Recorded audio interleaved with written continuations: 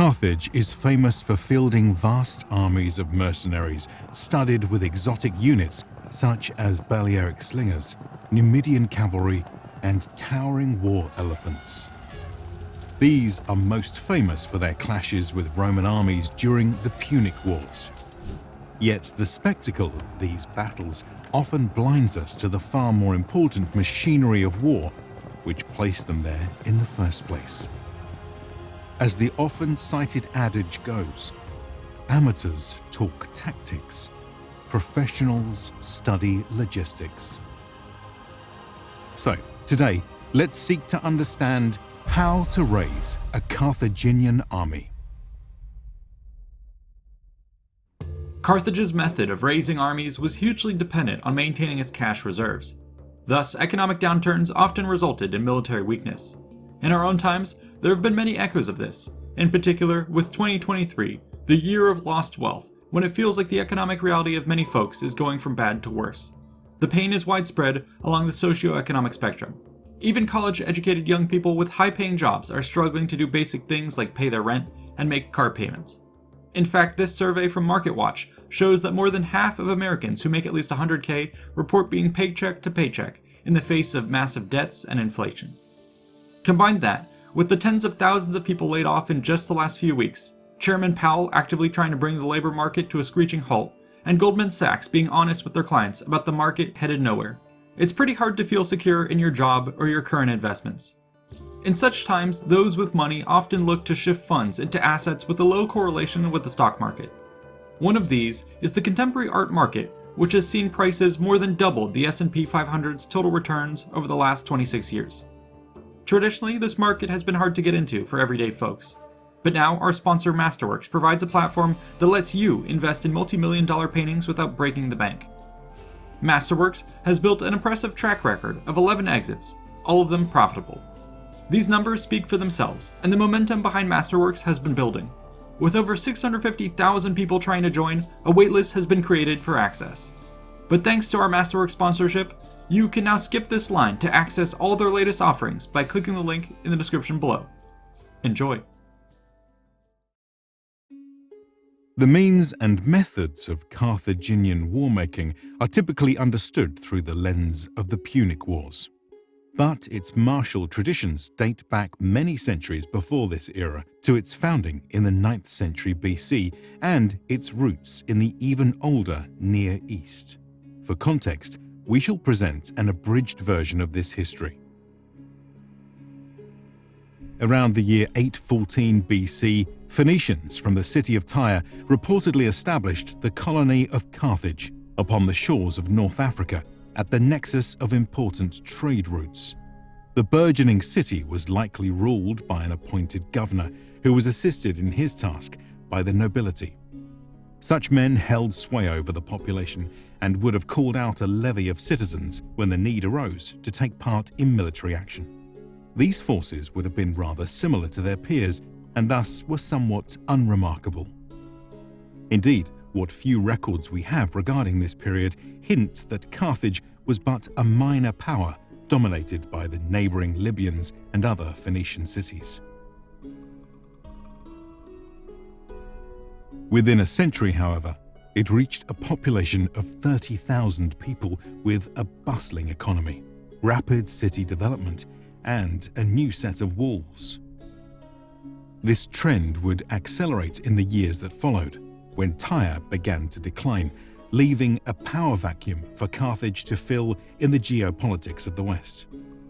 This began locally at first, as the colony was able to reform itself into an oligarchic republic and begin to assert itself over its neighbors. During this period, more robust methods of military organization were developed. A new leadership structure was adopted in keeping with the constitutional reforms, while the armed forces themselves were expanded as the wealth and size of the city-state grew. Records from this period indicate that they began to deploy a mixed force of infantry, cavalry, and chariots, which still featured Punic citizens. However, as Carthage came to expand across North Africa and the islands of the Mediterranean, it would leverage these new subjects for military purposes. Often this was done by way of a treaty which required the commitment of men, materials, and money in times of war. Over the generations, this practice was expanded to the point that the majority of Carthaginian armies were composed of such auxiliaries. Yet, during the Sicilian Wars of the 6th and 5th centuries BC, we still see the deployment of core Carthaginian units, such as the Sacred Band. However, when disaster struck, and these were lost in large numbers, it was said that the African city now vowed to never risk its precious citizenry again. Thus, Carthage once more evolved its armed forces. In this new model, the citizen infantryman began to be phased out in favor of auxiliaries, allies, and mercenaries funded by the deep Carthaginian coffers. By the 3rd century BC, this trend had accelerated to the point that Punic citizens primarily held positions as officers and generals. It is this multifaceted and multi-ethnic force which appears most vividly in the Punic Wars with Rome. But while the history books focus on their battlefield prowess, let us now explore how they were raised and deployed in the first place. The engine of the Carthaginian war machine first began turning with the call to war. The reasons for war could vary immensely, be they defensive, offensive, or imperialistic in nature. In the early period, when wars were decided mainly by kings, private parties, or small groups of individuals, this was probably a relatively simple process.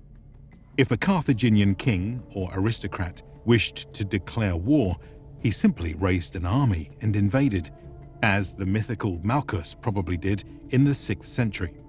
Yet, while great wealth and personal power could be gained through such campaigns, it seems the leaders of the city tended to prefer making money through commercial ventures. Wars were therefore a means to this end, with expeditions being launched to enter new markets, establish monopolies, and otherwise ensure that the money continued to flow. This often meant preserving the status quo. We see this most prominently in Sicily, where Carthage would often aid one side or the other to prevent a rising power from dominating the island. As the government of Carthage evolved over the years, so too did the way it went to war.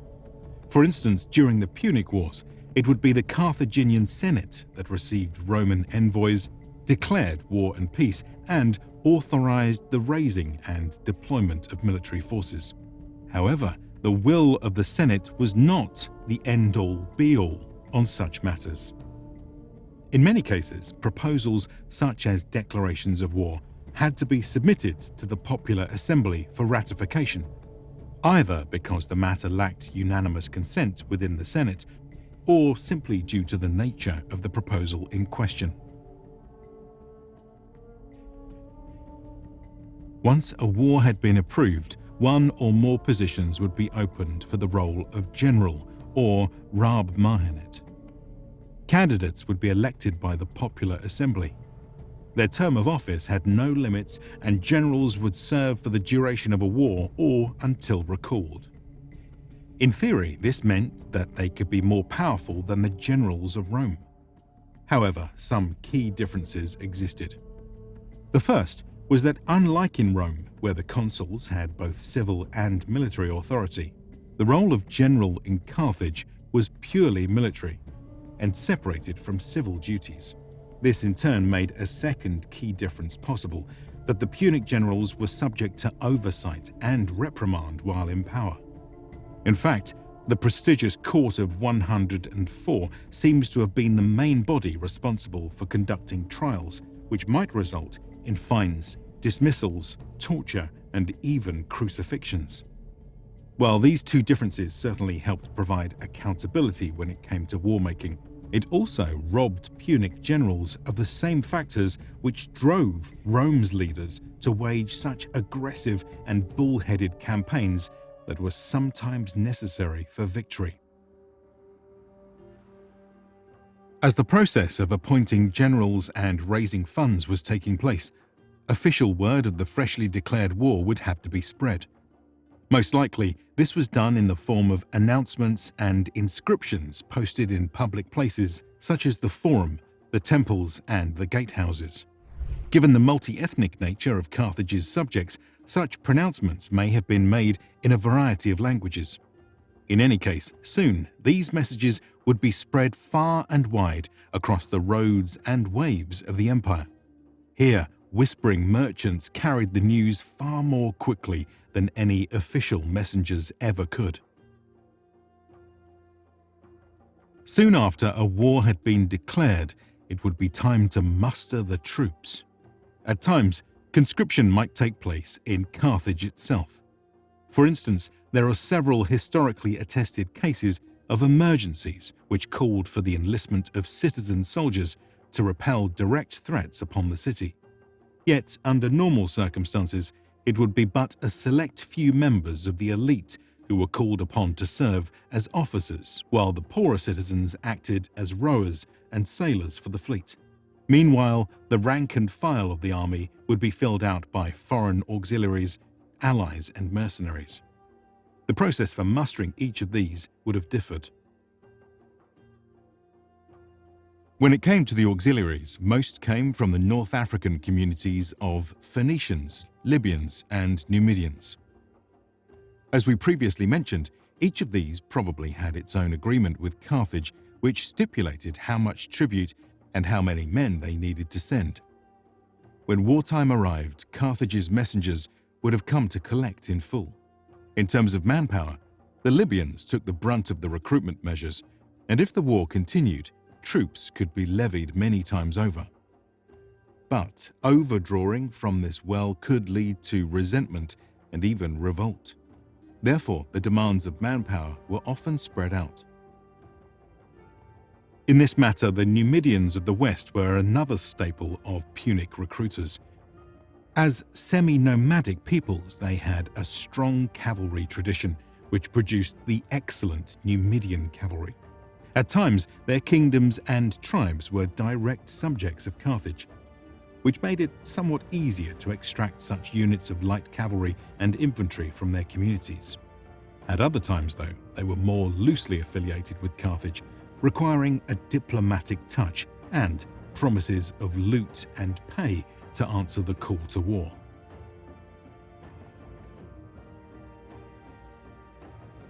When it came to calling out allies, these were often picked up along the way to war. For instance, when the Barcid family made its plans to invade Spain and make war upon Rome, they moved their army along the African coast in what amounted to a massive recruitment drive that ended up summoning thousands of Numidians who would prove to be invaluable assets. Other times, allies would be met in the actual theatre of war, perhaps in the very days leading up to battle. This was often the case in Sicily when it came to raising coalition forces from among the scattered cities of Phoenicians, Greeks, Elymians, and Sicani. Finally, we can address the recruitment of mercenaries, which formed a significant portion of Carthage's armies. The prospect of doing so might seem intimidating, but it turns out that mercenaries were actually quite numerous across the Mediterranean and had a way of coming out of the woodwork when a deep-pocketed empire came calling. In fact, Carthage enjoyed such a reputation among these merchants of war that many seem to have flocked to the city. Such soldiers often came in bands, led by larger-than-life figures who could be contacted for their services or might show up as individuals. After having served in a war, these men would often come to live in and around the city, forming a reliable pool of mercenaries who could re-enlist themselves or pass on the torch to their sons. But the true power of mercenaries was unlocked by tapping into the greater web of fighters which existed across the wider Mediterranean. To reach these groups, Carthage likely sent out ambassadors and hiring officers to the city's favorite recruiting grounds. The success of such outreach was largely based on contacts and political, familial, or diplomatic relationships. For instance, the government of Carthage might rely on a particular senator with connections to a Spartan king to recruit Peloponnesian mercenaries, or might lean upon the Barcid family for its connection to the tribes of Iberia. In this way, Carthage was able to recruit mercenaries from places like Spain, Sicily, Gaul, Italy, Sardinia, and other far-off places. From the Balearics, they recruited slingers, who they supposedly paid in wine and enslaved women. From Spain came swordsmen, and from Sicily, Magna Grecia, and Greece came hoplites. But once contacted, how did one actually get these men to fight?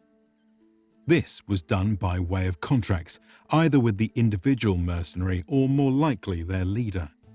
Their terms of service would have been negotiated with a Carthaginian hiring officer, paymaster, or general. The most important point of discussion would have been their misthos, or wage, as well as compensation for food and travel expenses. It seems that Carthage's first coinage, minted around 410, was stamped with signatures indicating its use for paying the mercenaries and soldiers of the army. These might be doled out over time, but often a lump sum was due up front. Thus, huge quantities of money were needed to raise these sorts of mercenary-heavy armies. To this end, the Carthaginians levied taxes, confiscated property, or exploited resources within their trade network. For instance, Diodorus says that the Carthaginians relied heavily upon their Spanish silver mines for funding. In times of war, looting provided another source of revenue to sustain an army. During a dry spell, payment might be withheld, but if this went on for too long, a mercenary host could simply walk away or might even turn against its former master. Thus far, we have focused on the army, but it was the navy which was the true pride and jewel of the Punic military. Carthage's shipyards were first-rate, especially the massive military harbour known as the Kothon. At the onset of war, the shipyards would have quickly filled with vessels being built and retrofitted. For this, timber needed to be cut, metal working done, rams made, sails sewn, and other parts created. All these processes required immense amounts of manpower. The Carthaginians became so proficient at the art of shipbuilding that they even began to mass-produce ships in a proto-assembly line system. A fleet, once assembled, consumed large amounts of manpower and money. Her ships, of which there were hundreds at times, were probably manned by the poorer citizens and islanders who were paid a wage like in Greece. We know little of how Carthage called sailors to arms, but we do know that occasionally mercenaries also served on ships as marines. In fact, a number of Gallic mercenary helmets were discovered in a shipwreck dating to the Punic Wars. There is good evidence as well that Carthage employed privateers in her army, and perhaps a call went out to any willing pirate captains at the same time as the call for mercenaries. Under such measures, costs for maintaining the Carthaginian navy could easily skyrocket. But these were all warships, not suited for ferrying soldiers over long distances. Therefore, Carthage still needed to employ huge numbers of civilian ships as transports to carry armies and supplies across the Mediterranean and to their war zones. A final element to now mention would be these materials of war.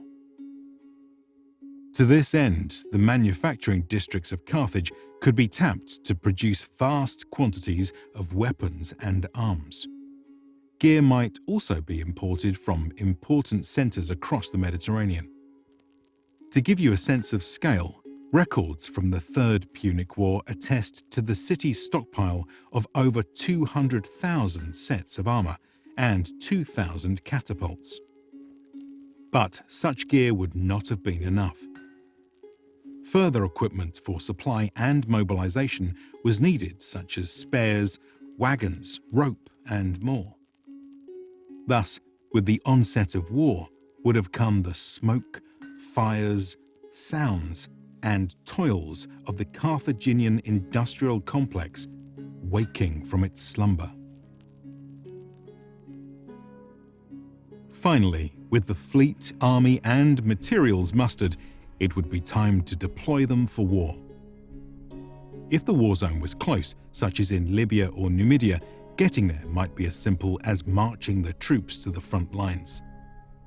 However, wars fought overseas would require more complex logistics. Carthage certainly had a navy capable of ferrying large forces, but doing so could be a risky endeavour when faced with the threat of enemy fleets or the risk of storms. Thus, the safest method of deploying armies abroad would be a gradual process. Here, transport ships could be properly escorted in the most optimal weather conditions and slowly amassed in strongholds within the theatre of war, with strong walls and defensive harbours. In Sicily, the important city of Lilybaeum was one such operational base. Yet not all deployments were so ideal. Many times we see that Carthage had to deploy its forces in one massive convoy, which sometimes landed upon the very doorstep of the enemy. A great example of this is the Battle of Himera, where the Punic commander Hanno beached and fortified his ships into a makeshift camp from which to begin a siege. Doing so might be expedient, but such a landing left any army extremely vulnerable. Thankfully, the supremacy of the Carthaginian navy allowed it to rule the seas and often get away with such maneuvers. But the benefits of naval power did not stop there. Fleets could not only drop off troops wherever and whenever they pleased, but could also launch raids, interrupt supply lines, and establish blockades. Stepping back, one can now hopefully appreciate the impressive logistics behind Carthage's massive combined arms approach to warfare, which few could match. It was a fascinating system which I hope provides you with a greater appreciation for their often overlooked military and civilization. A huge thanks to the patrons for suggesting this topic and for funding the channel. A shout out as well to the researchers, writers, and artists for making this episode possible. Be sure to like and subscribe for more content and check out these other related episodes. See you in the next one.